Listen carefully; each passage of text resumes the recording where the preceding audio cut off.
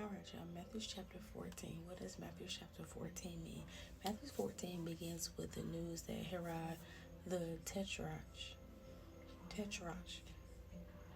also known as Herod Antipas, has heard about Jesus' fame and power. This is the son of Herod the Great, who once tried to have Jesus killed. Matthew 2 and 7 and then 2 and 13. Antipas was assigned by the Romans to govern the region of Galilee and Perea,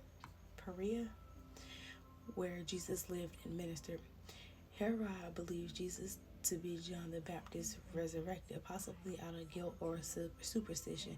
After noting Herod's belief, Matthew provides a sort of flashback to explain Herod's execution of John the Baptist. John was imprisoned after publicly condemning Herod's marriage to his own sister-in-law, Herodias. Mark 6:17 through 20. Herod hesitated to execute John because the prophet was popular with the people of Israel. He overcame the hesitation after making a foolish, likely drunken promise. Following her dance performed for him, his guest, Herodias' daughter, offered anything by Herod. Herodias prompted her daughter to ask for John's head on a platter. Herod agreed. That's crazy. Matthew 14, 1 through 12. Knowing that Herod is aware of him, Jesus leaves behind the crowds, moving towards a more desolated area along with the disciples via boat. But when they arrive in Bethsaida on a northeastern shore, they find the crowds have run to the north side of the lake and are waiting. Jesus feels compassion for the people and spends the day healing them. Matthew 14, 13 through 14.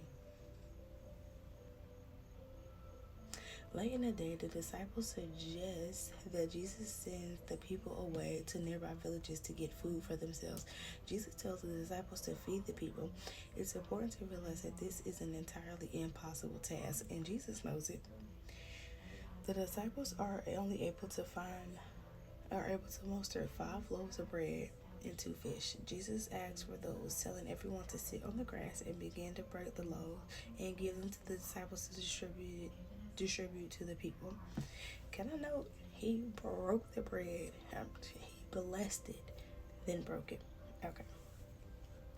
By the time all the food is handed out, everyone has eaten all they want. 12 baskets of leftover remain. When Christ commands something, he will also provide the power to see it done.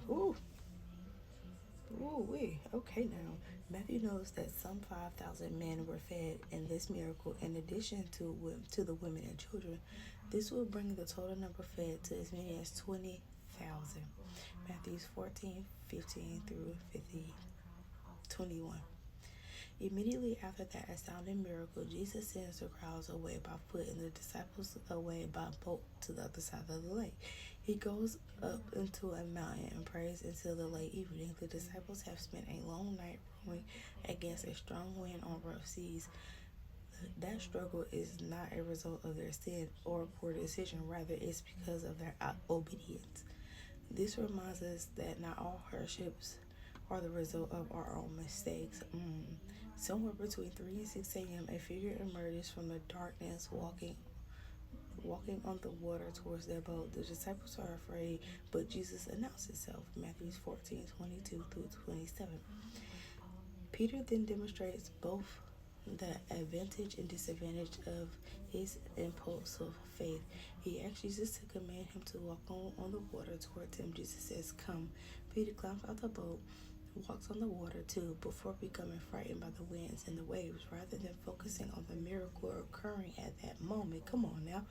Peter's human nature succumbs to doubt and fears. He sinks and cries for help. Jesus saves Peter and asks why he doubted. After the two climb into the boat, the wind immediately stops, and the disciples worship Jesus. They tell him, "Truly, you are the Son of God." Come on now. Matthew 14, 28 through 33. When the disciples and Jesus finally arrive at Gennesaret,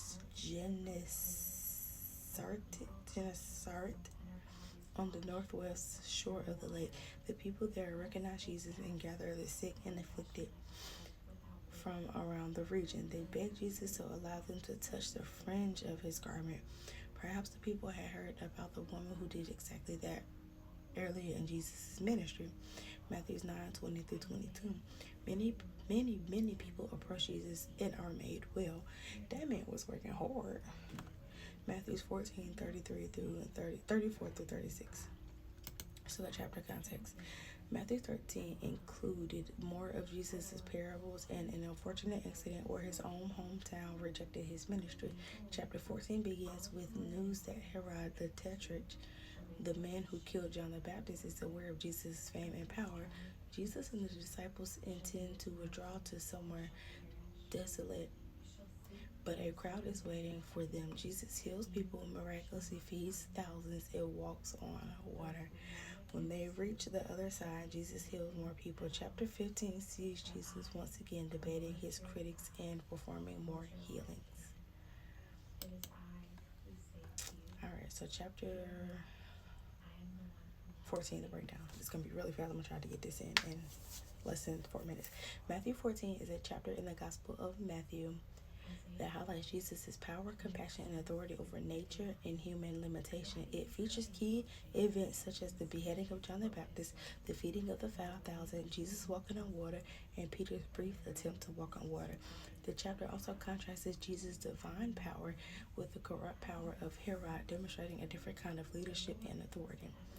So the breakdown: Herod's feast and John's death.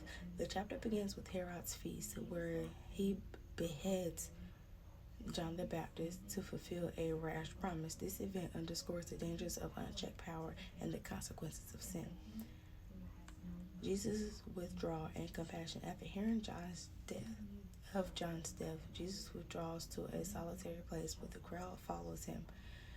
Jesus responds with compassion, healing the sick among them, feeding the 5,000. Jesus miraculously feeds a crowd of 5,000 men plus women and children with only 5 loaves and 2 fish, demonstrating his power to provide for his followers' needs. Jesus walking on water. Jesus walks on the Sea of Galilee to meet his disciples in a storm, demonstrating his mastery over nature. Peter's attempt and failure. Peter attempts to walk on water towards Jesus, but falters and almost drowns, highlighting the importance of faith and trust in Jesus' power, period. Healing in Gennesaret. Gennesaret. However you pronounce that, that's where it was. Upon reaching the other side, Jesus continues to heal the sick, showcasing his unending compassion. So the overall meaning, Matthew 14 emphasizes Jesus' divine authority, compassion, contrasting it with earthly, often corrupt powers of figures like Herod. The chapter encourages believers to trust in Jesus' power to provide, heal, and overcome life's challenges, while also reminding them of the importance of faith and steadfastness in the face of adversity. All right, y'all, so that is all I have for Matthew chapter 14, and I'll see you guys later. Bye.